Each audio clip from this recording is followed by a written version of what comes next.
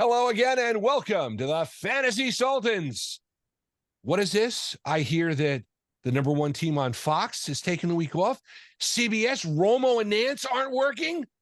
No, the Fantasy Sultans don't need load management. No. We don't take a week off during the football season. The Hall of Famer and I are here to help you because it's crunch time.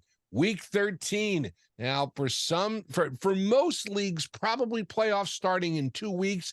But This is the drive, the stretch drive. You got the whip out. You're at the head of the stretch, and you are whipping your team. Well, that sounds almost really, I don't think I can say that, but you get the horse racing is where I'm going with this, Mike. Here we are after being stuffed on Thanksgiving. And you want to stuff your team in a garbage can right now, I'm sure. Certainly with the whole Frank Reich situation, of course. He was fired this past week in Carolina. Now, when he was hired 11 months ago, I questioned the move. I mean, David Tepper interviewed the likes of Sean Payton, who was now in Denver and doing well, by the way. He was in talks with Jim Harbaugh at the time as well, and then suddenly stopped taking his calls. Interviewed the up-and-coming DeMeco Ryans in Houston. He's doing well. Shane Steichen in Indy. He's doing well. Doing well. And Ben Johnson in Detroit. He's doing well. So can we get a common theme going on here? Yeah, everybody's doing well, but Carolina.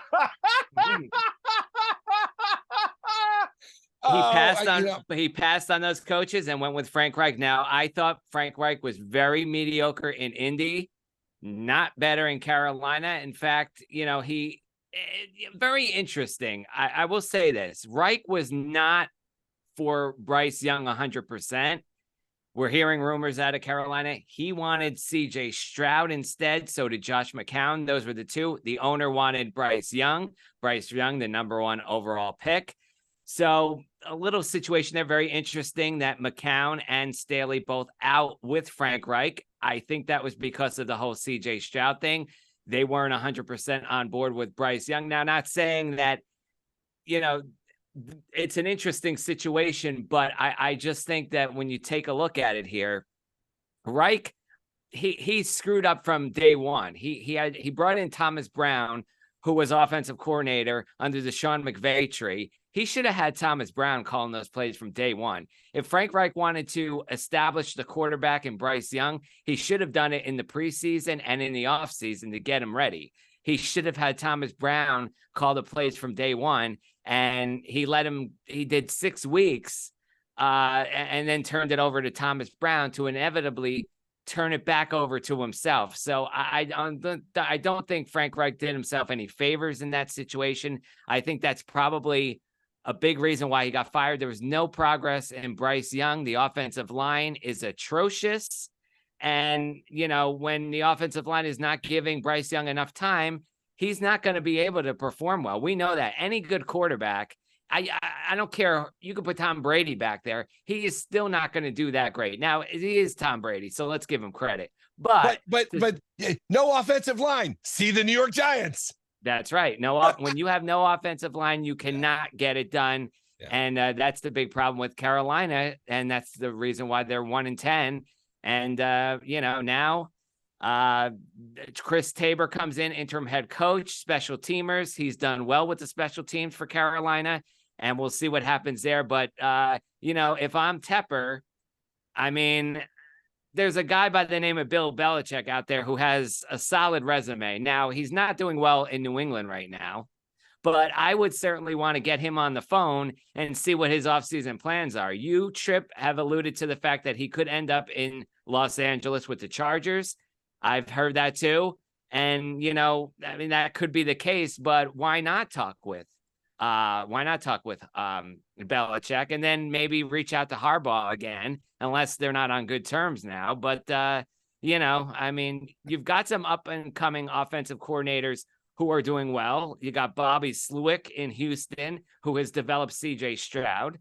You also got Ben Johnson in Detroit, who interviewed with the Panthers and decided not to take the job. Maybe he'll take it this time around. Who knows? But like I said, I think Bill Belichick is your number one.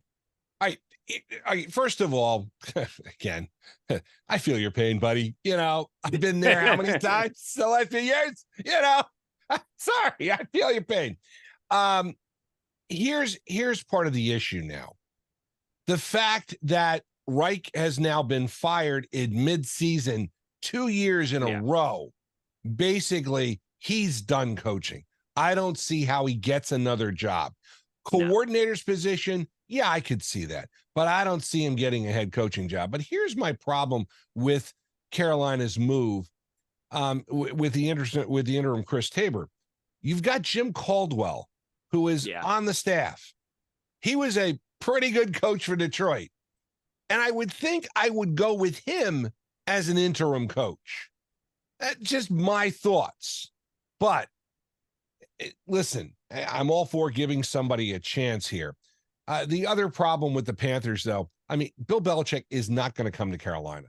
And Mike, I know you want him to come there. You're the Hall of Famer, so your words speak volumes and they resonate. But he's not going to come to a rebuild, and that's what you need in Carolina is a complete rebuild. The other part of the problem is David Tepper will not give anybody time. He has blown out he's still paying Matt Rule. He's still paying Frank Reich. And he wants immediate results. He hires Bill Belichick. I think it's going to be a mistake.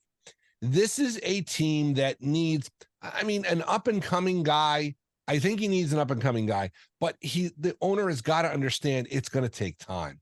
And that's the thing. I don't think this guy has gone through 4 coaches between his MLS team and the NFL team in the last 18 months. Geez, he makes the owner of the Knicks and the Rangers, James Dolan, look like a saint. Come on, But anyhow, the Belichick thing. I also think I really think Belichick wants to go somewhere we can win because he is looking for that. If he does leave New England, now this is all predicated on the fact that Belichick may have had enough and he may want to retire. But I really think he wants to get that all-time wins record. He's going to go somewhere. He's going to go somewhere where the pieces are in place. And based on what I saw on Sunday, that is the Los Angeles Chargers. Brandon Staley is toast, in my opinion. Dead man walking.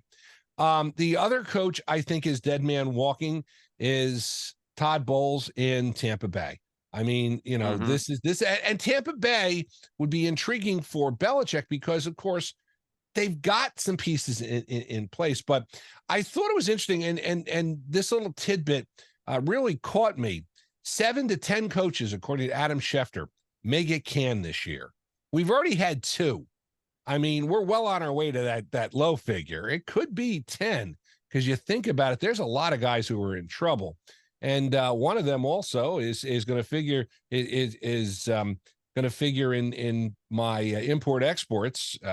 Because his team is in there. But the other thing I'm looking at this week, and let's touch on this real quick. Jonathan Taylor. A lot of people, a lot of smart people, I'm one of them, took him as a flyer. Now, at the time, he was on the restricted list. He was out for 4 weeks. And he came back and he got, he won a contract. It was contentious with Indianapolis. But he has come back and has been fantasy gold this year. And I was one of the people at him. I was counting on him down the stretch here. Well, now he's got a thumb injury. He's going to probably miss 2 games. That's what people are saying. The thing is, he sustained the injury Sunday. He played with it. Now, Indianapolis is still in the hunt for the playoffs, but I think they're going to be cautious with him at this point because I think they want to make a playoff run. They're in the playoff hunt right now. And they got a guy named Zach Moss, who is probably, if he was available in your league, probably is not now because he's been claimed on every team. Zach Moss was a guy we were on a long time ago. He went very high in drafts, and then people dumped him in the middle of the season when Moss really did not perform that well. But Zach Moss is number one on the hit list this week. And speaking of this week, it is week 13, and we've got another Bye-Mageddon.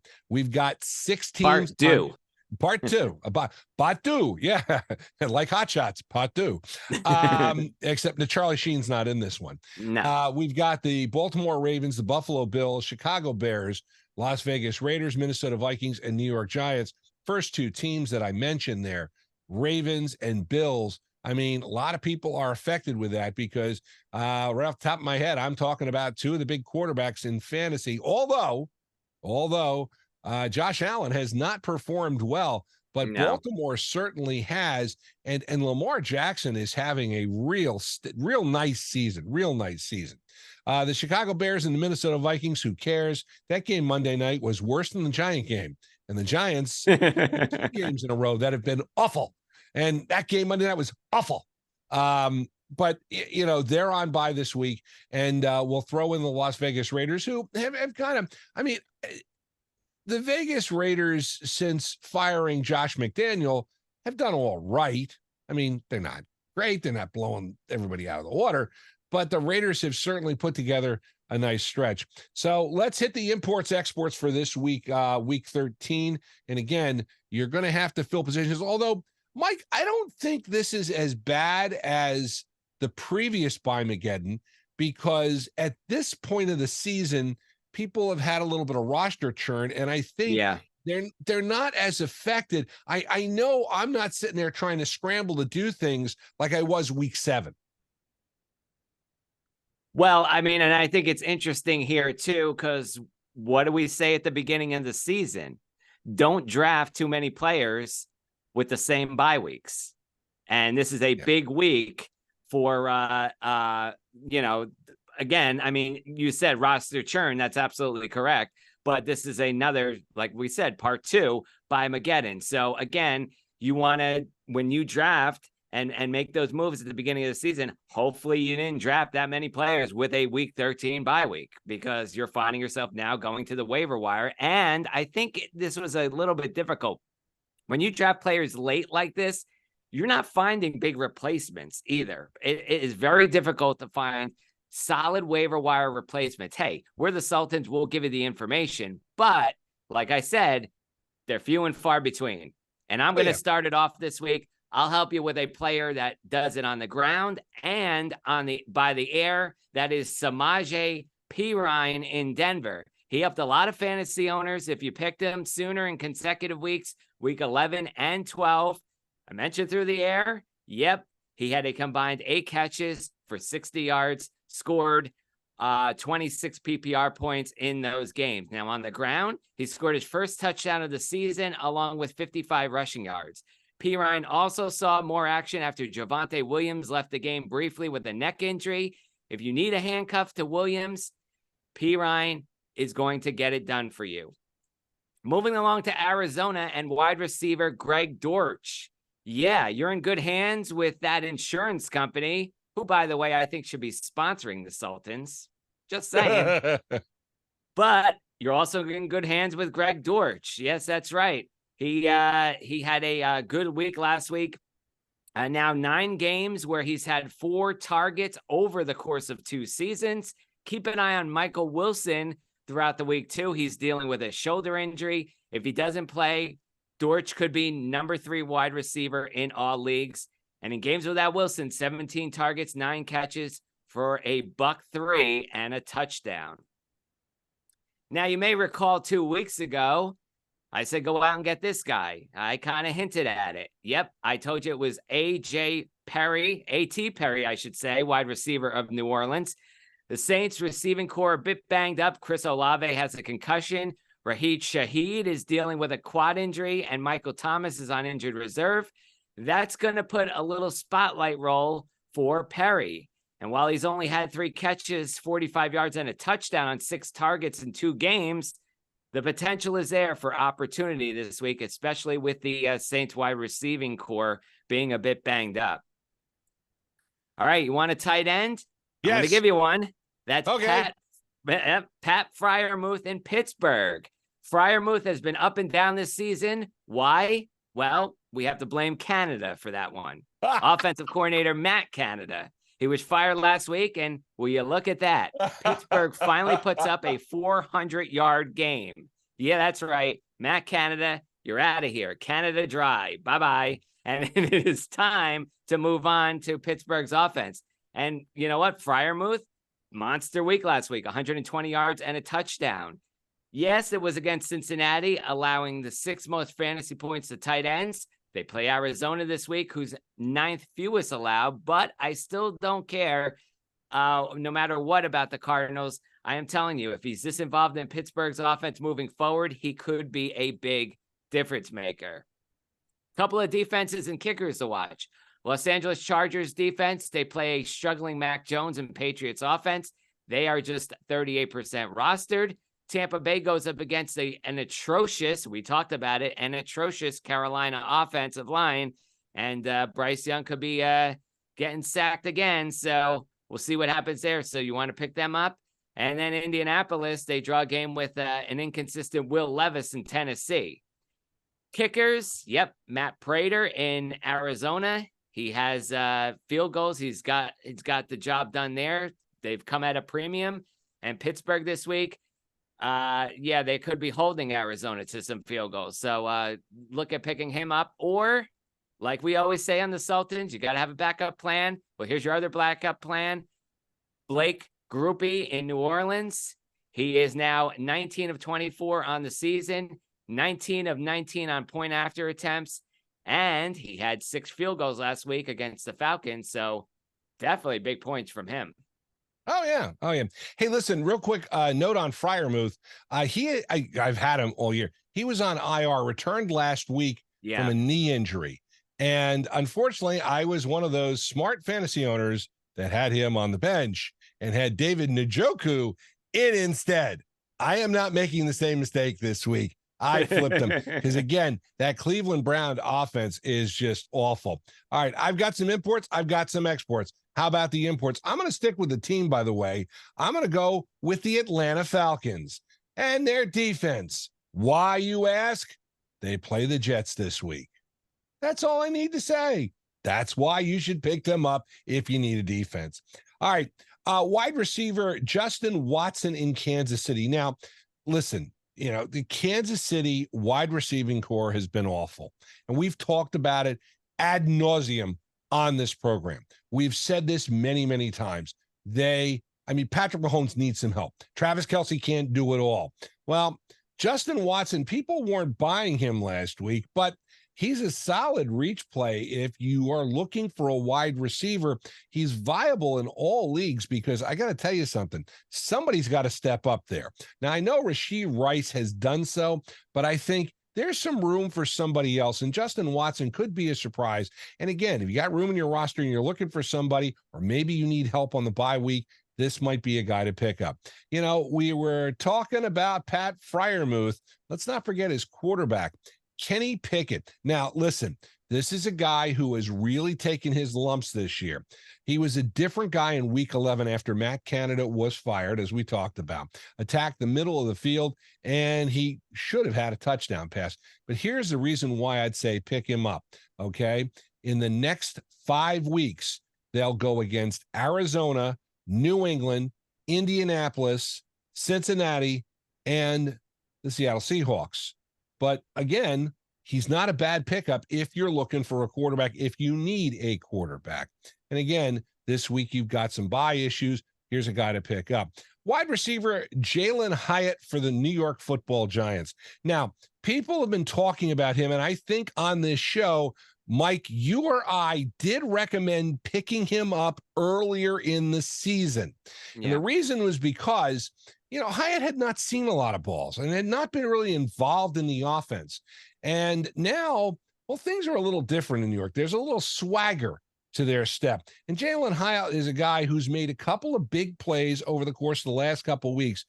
Now, the other thing is with the Giants off on the bye this week, you might want to pick up Hyatt because the Giants could go back to Tyrod Taylor as quarterback. I know Tommy DeVito is the story right now, but he is a always rookie. sunny in New York. Yeah.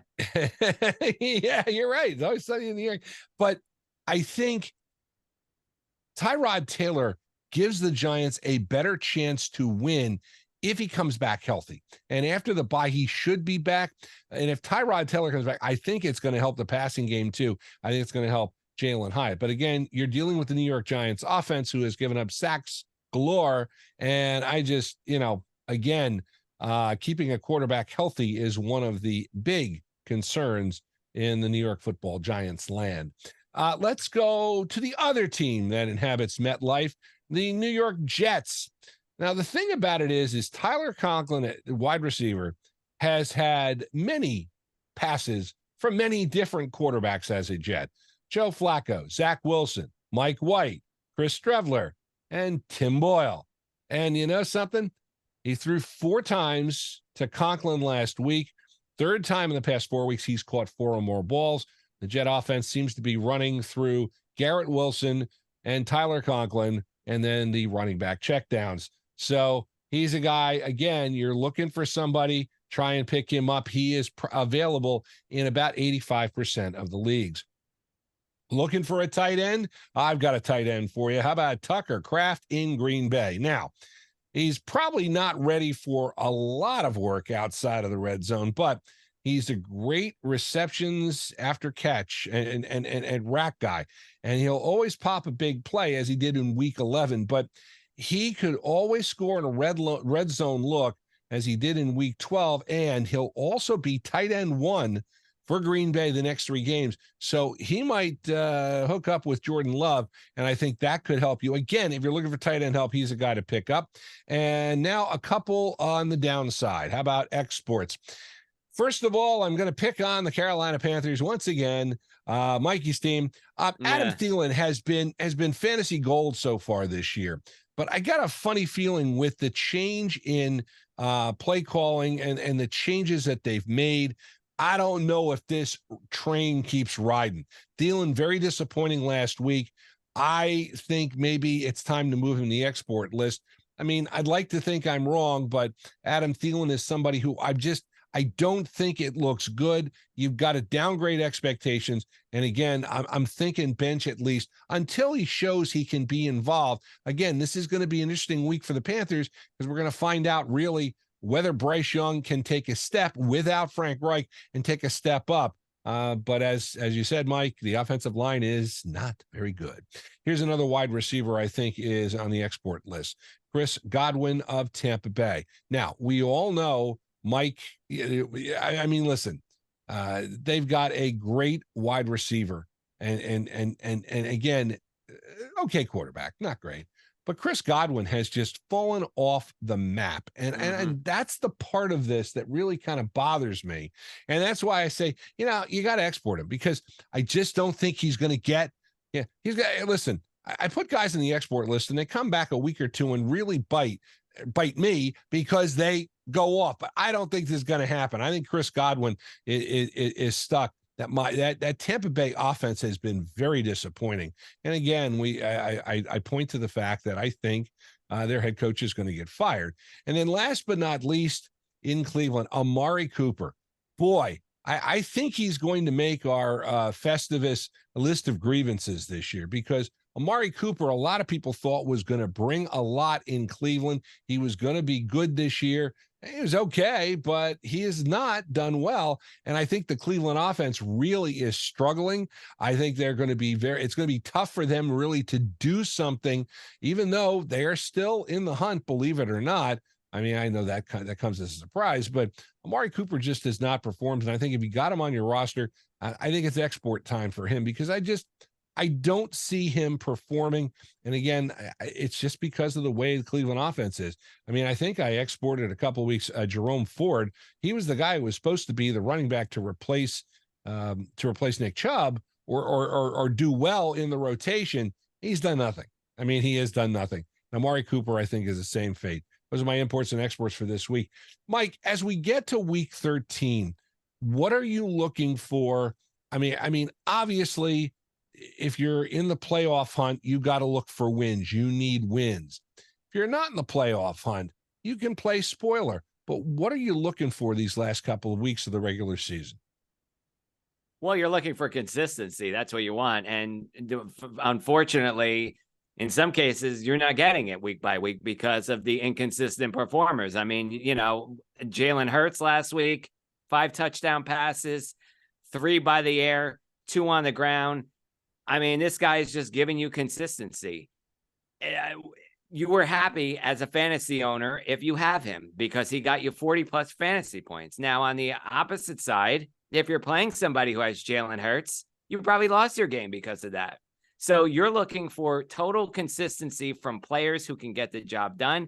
You mentioned Josh Allen. He has been inconsistent. He's done well, but he's been inconsistent. So we're looking for these type of players, and there hasn't been that consistency, I don't think, this season, Tripp, overall from players. I mean, it has been an up and down move.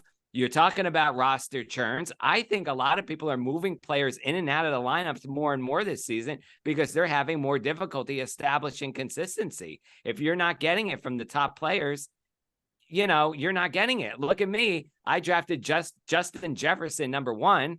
Now he's been injured and he's been out since like week 4, week 5. He may return to the lineup after their bye week, but what happened in between? Nothing. So, I mean, this is where you're looking for. I mean, injuries have been a big factor this season and consistency. That's what you're looking for down the stretch. You want performers who can get it done. But very hard, as I mentioned, to get it done on the waiver wire each and every week. Well, especially now that we're heading down the stretch, it's even harder to find those consistent players on the waiver wire because you've got to pull them out and reach. And we try to give that to you. We with our import exports and like I said, just it's kind of a coin flip if you think and it's a lot of luck too, Tripp. I think it's a lot of luck. Oh yeah, I was just gonna say you've got to have luck on your side. We're gonna try and take some of the luck out of it. We try to help you each week with the Fantasy Sultans. Now, listen, if you want to reach out to us, comment or question, please feel free to email us. That's fantasysultans@gmail.com. Don't forget about my other podcast, Tripp's Take. You can find it on Spotify for podcasters and on YouTube. Just search for Tripp's Take. Of course, you find the Fantasy Sultans on those 2 fine outlets and others. If you like the music of the 60s, 70s, and 80s, listen to WTRSradio.com online. We're here to help you. I know you were stuffed last week, but now comes time we got to kind of work it off a little bit, but we've got to make that run. The playoffs are in sight. Short time, couple of weeks before the fantasy playoffs, we're going to get you over that finish line because we are the Fantasy Sultans. And you are not.